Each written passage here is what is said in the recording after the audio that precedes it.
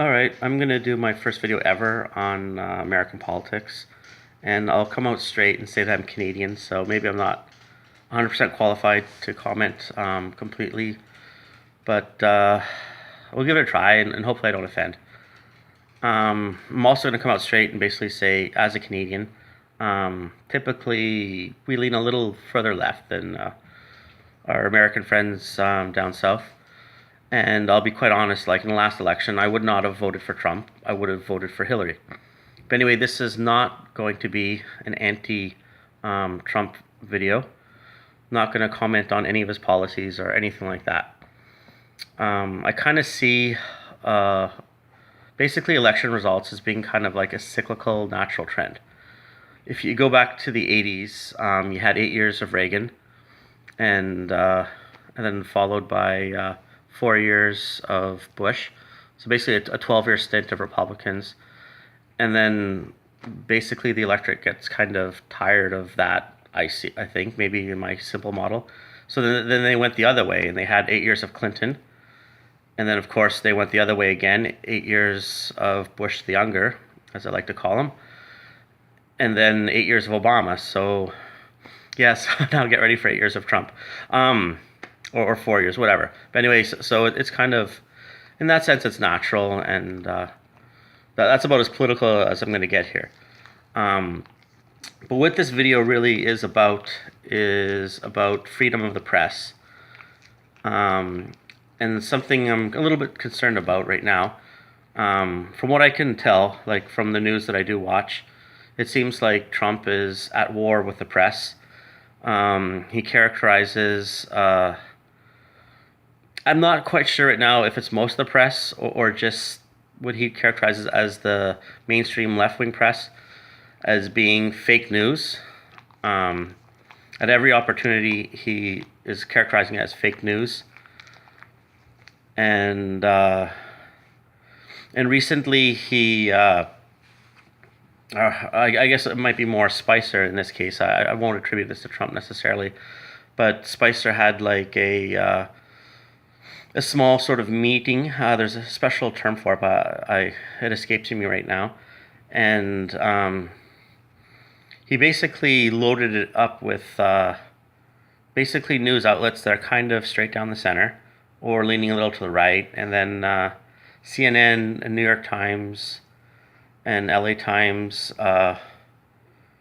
were absent. And like these guys are big players, right?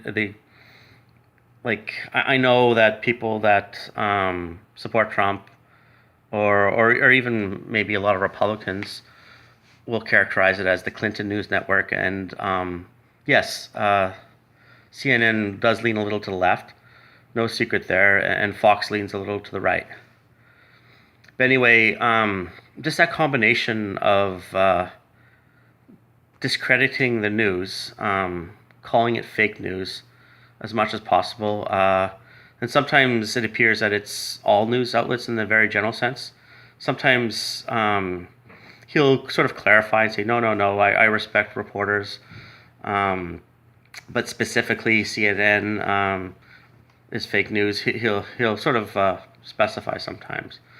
But it's starting to appear to me anyway that his war with the media and his ability to sort of discredit it is getting very effective. And I don't think it's because I'm against Trump necessarily, but I hope he fails in this endeavor, because the media, and let's say a balanced media, like the media for you, against you, or in the center, those are all important voices to get through. Like, let's look at a worst case scenario. Let's not even talk about Trump, but let's say you have a hypothetical leader that is so effective in the way he discredits the media that everybody in the country doesn't believe what the media is reporting, or at least the negative stuff. Can you imagine like that level of power and the potential dangers there? So just based on that principle alone, it's like I just want to remind everyone, like whether you dislike CNN in the New York Times or whatever, you have to at least appreciate their right to report and the kind of balance they bring to things. Because, yeah, again, not saying Trump is a bad guy, um, but if there's no checks against him, like from what I gather, he is okay. Bully, maybe not the right word, but the kind of success he had in business wasn't obtained by being some passive sort of friendly guy, right? Like he fought his way to the top, basically pushed people down when he had to, and those are going to be naturally kind of his go-to things, whether he wants them to or not. His inclinations are going to be there, like to for that kind of stuff to continue. So I'm not saying he's a dictator. I'm not saying he will be a dictator, but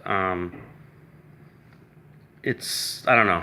It's there is a little bit of that danger, and I apologize if maybe this is a little too speculation or whatever. And I'm not trying to create fear or whatever, but I just want to just remind everyone that yeah, even those news outlets that you don't like, their voices are important.